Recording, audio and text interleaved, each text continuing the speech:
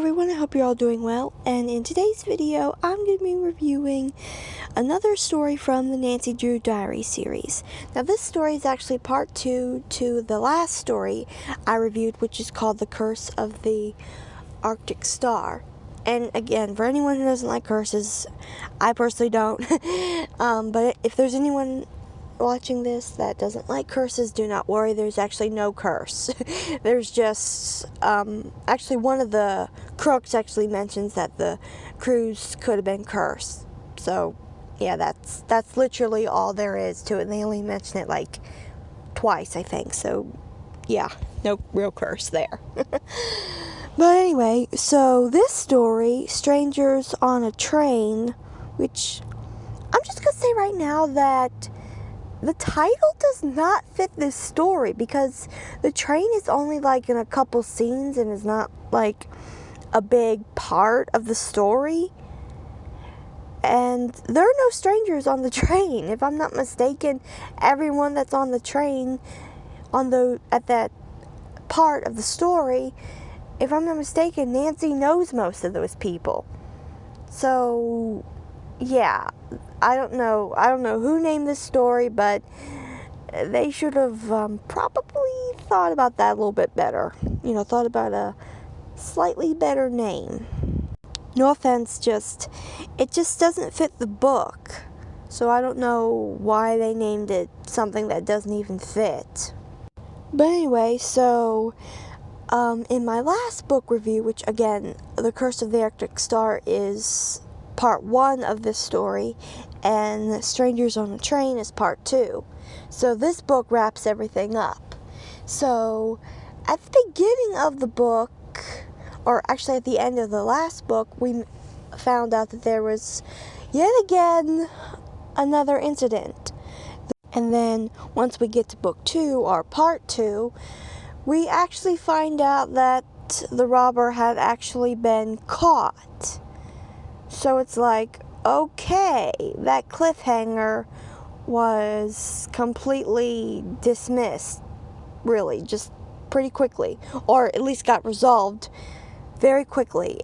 And I was kind of surprised and, well, maybe not necessarily disappointed, but if I'm not mistaken, I've heard that you're not actually supposed to do that. That's not a very good thing to do when you're writing a book, is create a cliffhanger that gets resolved too quickly. And it's just, I think it's just to like make someone like want to read the next book or the next chapter. And I know another book actually does this. It ends on a cliffhanger, and then the cliffhanger is quickly resolved. It's not as bad as Nancy thinks it is, and it's just, yeah, I personally think that probably is very true, that's not a very good thing to do in a book. But anyway, okay, I'm trying to remember what happens next, but oh my goodness, I feel like since there was so much going on in book 1 and this book is part 2, I feel like, oh my goodness, there's just so much going on. I'm probably even going to remember some of the stuff that I was supposed to remember to review this, or that, I can remember from listening to the story after I record this. Oh boy. Anyway. Now, one thing I do remember is that Nancy watches this busboy that worked on the ship get fired because they found drugs in his locker. And I'm like, what? I thought drugs weren't allowed in middle grade books. Because I read that drugs is one thing that is absolutely not allowed in middle grade books. So to hear them being mentioned was kind of strange to me, but I figured, okay, maybe they can just mention them, but they can't actually show them, like describe a character, like looking at them or actually doing them. But to me, if they're not allowed in middle grade books, you shouldn't even mention them. At least that's my opinion. I'm personally finicky about what should and shouldn't be in kids' stories. So yeah. But anyway, so he is fired, and it's actually funny because thankfully in this book Nancy starts checking off some suspects. This one guy who she calls the Hawaiian shirt guy, who always seems to have on a Hawaiian shirt. She finds out what his deal is, why he is on the boat, and yeah, she checks him off her list, and he apparently knows the kid that got fired, and I'll get a little bit more into that later because I don't want to give too much away as of now because there's still more to talk about. But yeah, I'll get back to the Hawaiian shirt guy later. Oh, but his name is mentioned, but I forget what it was. I think it was it Fred? Oh my goodness, I don't even remember what his name was. Whoops. Anyway, don't worry. When I review more Nancy Drew stories, I'll get into more detail. I'm telling you, I think it's just because this book just has so much going on. So, yeah, I think that's why I unfortunately don't remember as much as I would like to remember about it. But anyway, so even though the crooks who were supposed to be honeymooners were caught, the trouble is still not over because Nancy actually gets targeted. She gets an early wake-up call from their butler, and someone had actually left a note on her dirty clothes hamper saying that the dirty clothes were in the drawer and the clothes in the hamper were actually clean, so her clean clothes actually get sent to the wash.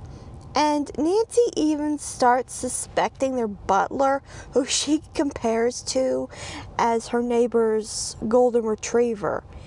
And she even mentions that he's a weak suspect, but I'm like, okay, sure, I know that the person who is usually the culprit is someone you least expect, but I don't really think it's this guy. I mean, they even mention in the story that he apologizes like crazy when he realizes that there was a mix-up with her laundry, that the clean clothes actually got sent to the laundry instead of the dirty ones. And again, he's apologizing like crazy. He even offers to get Nancy some new clothes, but Bess, her being the fashion type, has a lot of clothes that Nancy can borrow. And I'm really kind of surprised that she suspected him, but again, I mean, it's not the first time that the crook ended up being someone you least expect. In fact, the crooks in the first book were actually someone you wouldn't suspect. So, yeah. But in some cases, the suspect she has, like now this butler and that 8-year-old little boy, they're both unlikely suspects in my book. And it's actually funny because a few times Nancy goes over the suspect list, which I was actually wanting her to get to that in the first book, and thankfully she did, but I think she overdoes it in this book. And I think there's a time or two where her and George and Bess go over it and they make no progress, and it's like, oh my goodness. And so anyway, eventually Bess's boyfriend Alan overhears them, and they decide to finally tell him the truth, and he's actually really no help to solving the case. He's actually really obnoxious a couple times, and Nancy's like, will you please lower your voice? It's crazy. But yeah, like I said, I think Nancy does go over the suspect list maybe a little too much in this story, and it's funny because if I'm not mistaken, she never crosses off, or I don't think she ever says that she crosses off that 8-year-old little boy that she suspected. But now that they found out who was responsible for the mannequin in the pool and some other things, that happened. Oh, one thing I actually mentioned was that's something that happened in book 1 is when they were in this little golf course thing. This antler of this stuffed moose comes crashing down on Nancy, and she gets injured a little bit, and she suspects one of the camera guys, who was actually revealed to be seasick and eventually went home. She suspected him of doing that, and she also suspected this guy named Hero, who was in charge of the kids, for doing that. But it turns out in this book, Hero is actually not the crook, along with this woman that worked with the lady that had Nancy to come on the case to begin with. And this lady and Hero are actually dating, and it's actually funny because a few parts in the story, when Nancy mentions Hero, the lady that asked her to come on the case, Becca, she actually acts really weird around Hero. And Nancy even asked her, or texted her, something like, "What do you know about him?" And she never answered her. And she mentioned her, and when she's with George and Bess, she mentions Hero, and she has to leave all of a sudden, and they're like, okay, that's weird. And I'm like, she obviously likes him, or maybe she had a bad experience with him. Like, that's what I was thinking. I was thinking she either liked Hero, or she maybe once did, and maybe he like broke her heart or something, or maybe she knows something bad about him. Like maybe she worked with him once before and he did something bad or something like that. But I was close enough. Because Hero says that he used to date Becca, but now they broke up. And yeah. Oh my goodness. There's a lot going on in this story. I don't know how the author was able to keep up. They probably had a long planned out outline for this thing. I mean, you'd have to, as much stuff as much stuff that goes on in book 1 and book 2, you'd have to have an outline to keep up. So anyway, yeah, this woman and Hero were on her suspect list. She takes them off when she finds out the truth. But I'm actually going to back up because when they were on the train, which again, the train is only like in, I think like 1 chapter or 2. So yeah, the train does not have a big role in the story, unlike the cover and the title. So yeah. But anyway, there's this one part while they're on the train when Nancy sits down. She actually sits down on glass, and that was originally George's seat, and she's like, maybe someone's targeting all of us now. And so they actually investigate a little bit themselves, trying to find out who left the glass and so on, but they don't really find anything. But anyway, so zooming forward, Nancy finds out that Hero and this other lady didn't, they're not her suspects anymore. She takes them off the list. But I think it's real early in the morning, if I'm not mistaken, because they're in Alaska and the timing is a little bit different. And I think they mentioned in the story that it's daytime, like at 9 p.m. It's still daylight out. So yeah. I don't know much about Alaska except it's very cold, and if I'm not mistaken, they don't have much of a summer there. But anyway, so she sees a hooded figure going out into the woods, and she suspects that maybe it's Hero or this other lady going to see each other. So yeah, but she still is suspicious, and she follows them, and she comes across this little shack, and she finds this box inside, and just as she's about to open it, someone shoots at her and she runs away, and a cop comes to her once she wakes up everyone from screaming. He goes out with some other guys to check it out. The box is gone, but they do find the cabin, and the cop actually tells Nancy that it was probably some hunter mistaking her for a rabbit. And I'm like, okay. She actually pulled the box outside of the cabin, and I'm like, how can you mistaken a teenage girl for a rabbit? And if I'm not mistaken, it's, again, really early in the morning, like, I think it was like 2 a.m. or something. I think that's around the time it was. So, yeah, that is a weird time to be hunting. And again, I still kind of found it strange that the cop referred to it as a hunter just suspecting her to be, some rabbit. And yeah, weird, very weird. But Nancy eventually figures out that this guy Scott was actually the crook for smuggling these animal parts, and that was probably what was in the box, and he even framed the busboy.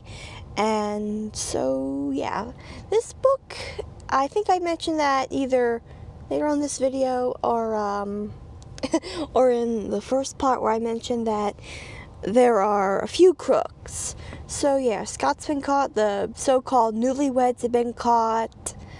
So yeah, but there's still the case with Nancy's early wake-up call, that threatening note in her luggage, and it even going missing in the first place, along with the incident with her laundry, and yeah. So there's a couple little loose ends, but there's actually a third crook. Or maybe fourth, because if you count the jewelry heist guy, that would be a fourth crook. There would be a fourth crook, but there's really not much mention about him, and I don't think he even has any dialogue in this story. So, yeah, a third crook, I guess is a better way of saying it, since, yeah, the jewelry heist guy that robbed the jewelry store at the end of book 1, and he was caught at the beginning of this book. But anyway, so Alan wants to show Nancy these baby foxes, but he ends up luring her to this mama moose and her baby. And they actually mention a couple times in the story that mooses are actually really dangerous, and Alan even asked their tour guide if that was true. And it's actually weird because Alan was supposed to be, I think they called him oh my goodness, can I even pronounce this? Someone who knows about different continents and the animals that live in that continent. I'm just going to say that. But there's this one part where he's talking to that 8-year-old little boy that Nancy suspected in book 1.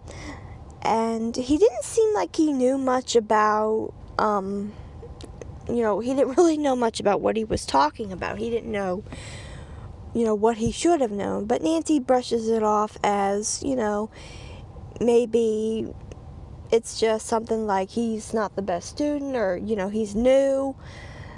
But it's still kind of weird that he didn't know, anything. And she mentions it again when he asks if moose really are dangerous. And come to find out, Alan is actually the very last crook in this story. He put the glass in Nancy's seat, got her wake-up call mixed up, sent her clean clothes to the laundry. Oh, and I didn't even mention that they had actually canceled their reservations at this, I think it was a cabin, because I think they all had, cabins or something. But anyway, he canceled the reservation for that, which I don't really know how that was possible without giving out some important information. And it's funny because Nancy mentions that they couldn't tell if the person was male or female. And I'm like, how can you not tell? How can you not tell if the person who canceled the reservation was a guy or a lady? I'm like, really? Oh my goodness. Anyway, so yeah, he did that, and so yeah, he did the thing with her laundry, her wake-up call, and put glass in her seat, and was responsible for her bag going missing, and with the note. So yeah, he did all that because her dad had actually proved that his dad had actually done these very serious crimes. I forget all what he did. I remember one was embezzlement, but I forget what his other crimes he had been found guilty for were. And it's actually weird to me because if he was found guilty, then Alan should be mad at his father instead of Nancy's father. But, so yeah, I just kind of find that a little strange. But yeah, he wanted revenge on Nancy for her dad putting his dad in jail, which is actually, again, weird because he actually did apparently do all these things. Or did he? It's actually weird, and I actually think it would have been better. Sure, it would have led to the third book, continuing where this left off, but I think this probably would have been slightly better. I mean, sure, I wouldn't have wanted the third book to pick up where this one left off, but I actually think it would have been interesting if maybe Nancy maybe said something like maybe she made a deal with Alan since he was about to like let her get trampled by this mama moose that was about to attack her. I'm thinking maybe she could have like made a deal with him saying, look, if you think that your dad isn't guilty, maybe I can help you find out that he wasn't guilty, that he was put away wrongfully. And there's actually another story where this same plot kind of happens. Of course, there were a different situation, but I do know in this one story, which I might review at some point, where this lady says that her son was arrested wrongfully as well. He had been framed. So I'm like, okay, if Alan is so upset about his dad being locked away and he wants revenge, I personally feel like it's, well, not necessarily more believable, but I just personally feel like it's better, or would have been better, if maybe out of desperation, Nancy's like, look, if you think he's not guilty, which maybe, he could have thought that his dad wasn't guilty, which to me would have made more sense. Nancy, out of desperation, could have been like, look, I'll help you prove that your dad wasn't guilty. And the whole time she's doubting it, but she finds out that he wasn't guilty, and I'm just like, that would have been so much better. Plus, I personally hate that Alan was the crook, the last crook in this story. I'm not as upset about it and not quite as unhappy with this ending as I was in the story of The Clue at Black Creek Farm. That one I was pretty unhappy with. I wasn't happy with who the crook ended up being and how it ended, but a little less so with this one. I don't like that Alan was one of the crooks because I actually started to like Alan as a character. At first he was annoying, but then as book one continued on and as this one continued on, I was finding him less annoying, but now it's like, oh my goodness. I finally kind of start to like this character when I originally thought he was annoying, and now we find out that he's a crook. Technically. He was technically a crook. He was responsible for some of the things that happened, which I'm personally not nuts about, but again, I'm not as unhappy with this ending and who the last crook ended up being, unlike I was in Clue at Black Creek Farm. That one I was really not happy with. And some things that in that story, which I mentioned in that video where I reviewed that book, some things I have a hard time believing. And yeah. But anyway, so yeah, Alan ends up being a nut. He gets arrested, and he also is threatening Nancy as he's getting arrested. And that lady, Wendy, the blogger, is recording his rant and sends it to the police. But I'm like, but if he's being arrested, then shouldn't the cops that are arresting him say, to the judge or whatever, what he said to Nancy? Because, oh my goodness, just really. But anyway, so yeah, that's book 2, Strangers on a Train, which again does not fit the story. But yeah, I mean, it's pretty good overall. Even though I don't really like that Alan ended up being one of the crooks, but I'm not as unhappy with this ending as I was, again, with the Clue at Black Creek Farm.